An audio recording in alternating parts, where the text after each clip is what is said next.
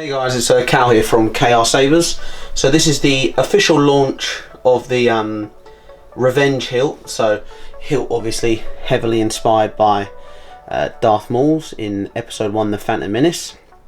They'll be going for sale on Sunday. The first wave of them will be 75 sets. I just don't want to get caught up with too many orders or something like that, because on the same day there will be a 10% off store-wide sale. So everything on the store will be 10% off. The sale will last for 48 hours and the code will be released shortly before the sale begins, and it will you type it in at the checkout and you'll get 10% off. So you'll also be able to benefit from getting this hilt and or everything else in the store 10% off. So this is the run that myself and One Replicas produced. So as you know, myself and Francisco have worked together closely on many projects before, and Francisco and I helped bring the design to sort of FX standards, so one that can appeal to all the hobbyists who want to add their own electronics in a fairly simple way, and then I'll take care of the production, manufacturing, distribution of the hilts. So like I said, this is the Revenge Hilt, inspired by Darth Maul. You guys will be pleased to know straight off the bat that everything is CNC machined. No parts on here have been cast whatsoever, so you won't have to worry about problems on the emitter. The emitter is completely, every single fin is individually machined. Also incorporates stainless steel LED bezels and screws. We've made it as accurate as possible to the original prop.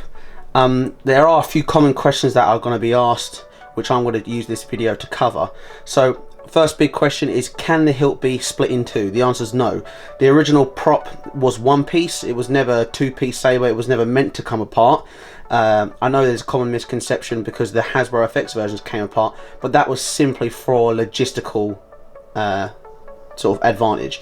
You know, having to ship a saber that's got two fixed blades that's going to be over 6 foot long is a big problem for distribution, so they made it split apart so it'd be a bit easier to ship.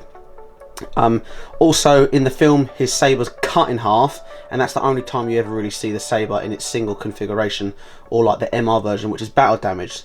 So technically, just underneath this O-ring here, it is just still metal there, just a groove for the O-ring to sit in.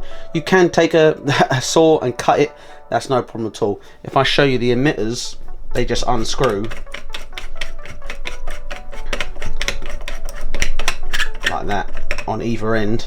So once your emitter is off, and obviously the fins can come off as well, you've just got this tube for a body. So if I just undo this as well, undo the other one, so you've got two emitters, and then you've got the body of the saber there, and obviously the LED bezels can be removed as well, and so on. So you can just undo the screws.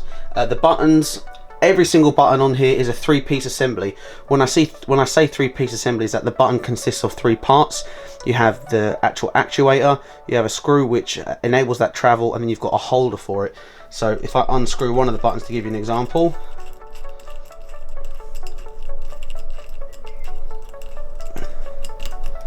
so you've got this sort of assembly here. If I zoom in a little bit, let's try and see if I can. So you've got this assembly. You see there's a element of travel, and there's a fastener under there which holds it together.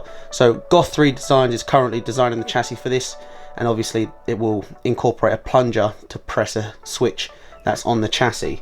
So if I just screw that back in here, show you, the inner diameter is 28mm, so enough room for a big speaker. It's likely that it will have a 24mm speaker in there just to help with resonance and for the chassis design that Cedric is doing. It's worth noting that the O-rings will not be pre-attached on the hilts for you. The hilt will come all assembled except for the LEDs being added, so the bezels will be screwed in, and the O-rings. So you'll get a small ESD safe bubble bag. Inside the bubble bag you'll have a single O-ring for the middle one, because the middle diameter is a bit narrower. So you'll have one for the middle, and you'll have 4 O-rings for 1, 2, 3 and 4, so underneath the emitter and one on the either side of the body. And then you'll get 4 5mm red LEDs, which you can choose to do with as you wish. The blade retention screw is just inside this gap. If I zoom in for you guys. So blade retention screw is just there. It's M2.5 and it uses a 1.3mm hex key. Apart from that, guys, the hilt is completely CNC machined aluminium. Like I said, plenty of room inside to add electronics. The emitter is a 1-inch blade holder, and the compression aspect of this part is what keeps the fins together. So when you clamp this down, it's sort of like a lock and tooth mechanism, and it holds the fins in place so there's no shake. If you do have a little bit of a rattle due to machining tolerances, my recommendation is to just either use a dab of Loctite. So there's Loctite retention compound. I don't mean like the threading compound. The common one that I use is called Loctite 603. So it's got a really low viscosity, so the surface tension just sucks it into the gap, so you don't see it. It's easily wipeable as well. It doesn't leave any nasty residue or frost.